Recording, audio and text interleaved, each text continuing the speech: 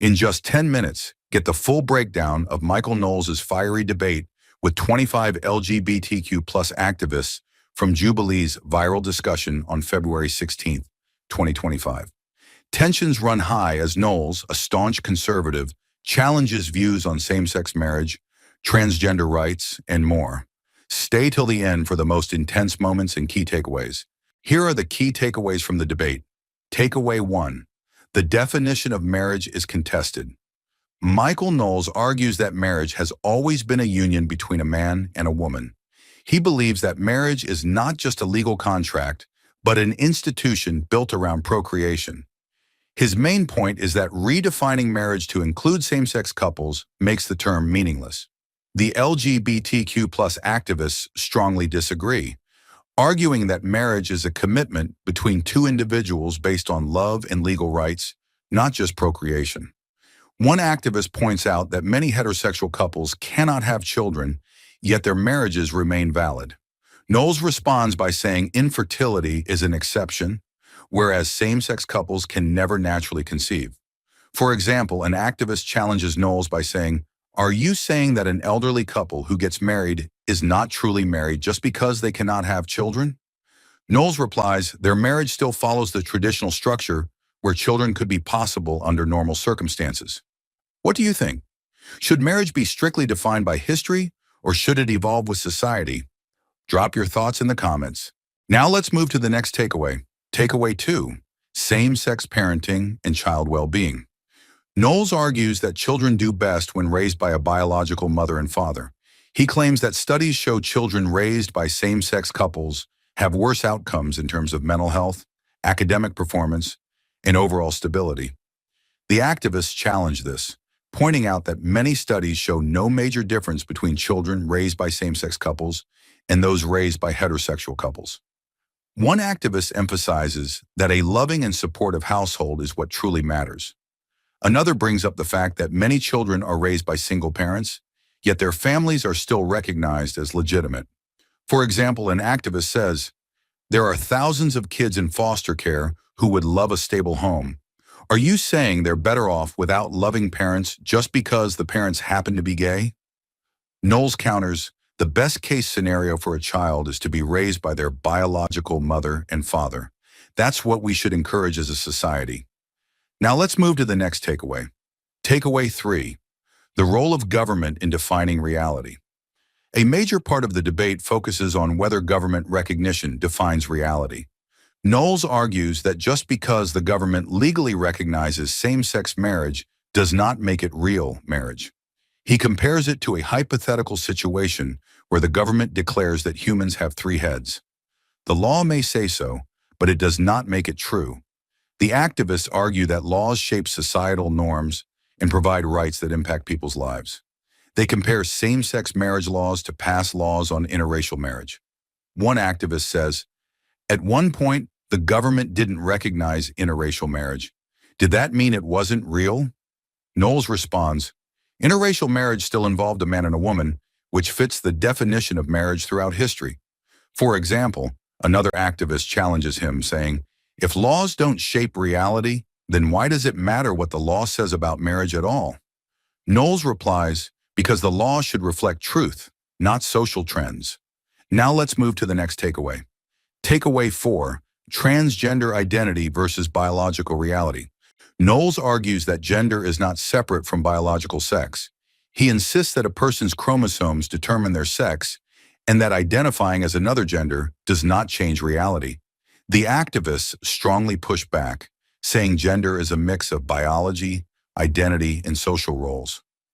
One activist mentions historical examples of non-binary identities in different cultures, such as indigenous two-spirit identities. Knowles counters by saying that the term two-spirit was only coined in 1990 and does not prove that past societies accepted transgender identities in the way activists claim. For example, an activist asks Knowles, "If gender is purely biological, then why do different cultures recognize more than 2 genders?" Knowles responds, "Cultures can have different traditions, but that does not mean they change biological reality." Now let's move to the next takeaway. Takeaway 5, the debate over transgenderism in public life.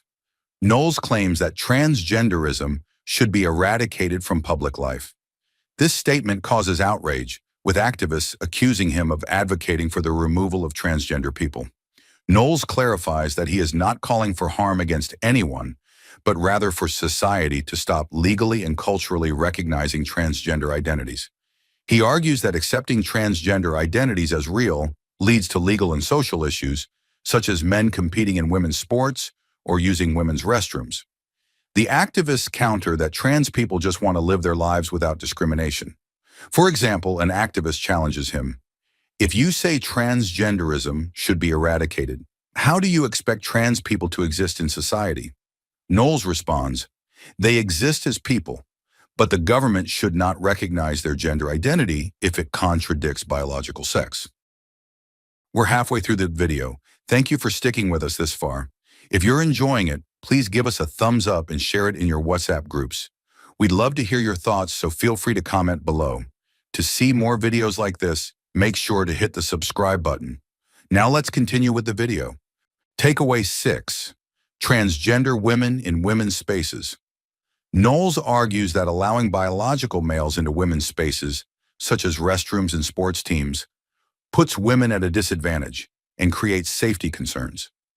Activists argue that trans women are women and that banning them from women's spaces is discriminatory. For example, Knowles brings up cases where biological males have been placed in women's prisons or shelters, leading to safety issues. An activist responds, "Those are isolated incidents. Should we ban all men from leadership positions because some have committed crimes?" Now let's move to the next takeaway. Takeaway 7. The role of science in the trans debate. Knowles and the activists debate whether medical science supports gender-affirming care. The activists argue that major medical organizations, such as the American Medical Association, endorse transgender healthcare. Knowles counters that some European countries like Sweden and Finland have restricted treatments like puberty blockers due to safety concerns.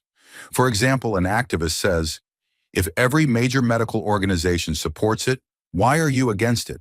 Knowles responds, "Medical organizations can be influenced by politics. Look at Sweden. They used to support puberty blockers, but changed their stance based on new research." Now let's move to the next takeaway. Takeaway 8. Is LGBTQ plus identity a social contagion? Knowles argues that the sharp rise in LQB plus identification among younger generations suggests it is influenced by social trends rather than just personal realization. Activists argue that more people feel safe coming out now, not that LGBTQ plus identities are spreading unnaturally. For example, Knowles points out that 30% of Gen Z identifies as LGBTQ plus, compared to just 3% in older generations. Activists argue, in the past, people had to hide their identities. That's why the numbers were lower. What do you think? Is the increase in LGBTQ plus identities due to social influence or better acceptance? Let us know in the comments. Now let's move to the next takeaway. Takeaway 9th, Pride parades, celebration or public indecency. Knowles argues that pride parades should be banned because they often feature explicit content in public. Activists argue that pride is about celebrating identity and resisting discrimination. For example, Knowles cites an instance where two men were urinating on each other at a pride event in front of children. Activists argue that such incidents are rare and do not represent the entire movement. Now let's move to the last takeaway. Takeaway 10. Is Michael Knowles' approach effective? One conservative-leaning activist challenges Knowles, saying his approach alienates potential Republican voters. He argues that using less confrontational language could persuade more people. For example, he tells Knowles, using words like contagion makes LGBTQ plus people feel attacked. If you want to change minds, try a different approach. Knowles responds, I prefer using precise language that gets to the heart of the issue. This debate dives into some of today's most controversial topics. Let us know which arguments you found most compelling in the comments. Do you agree with Michael Knowles, or do you side more with the activists? Let's discuss.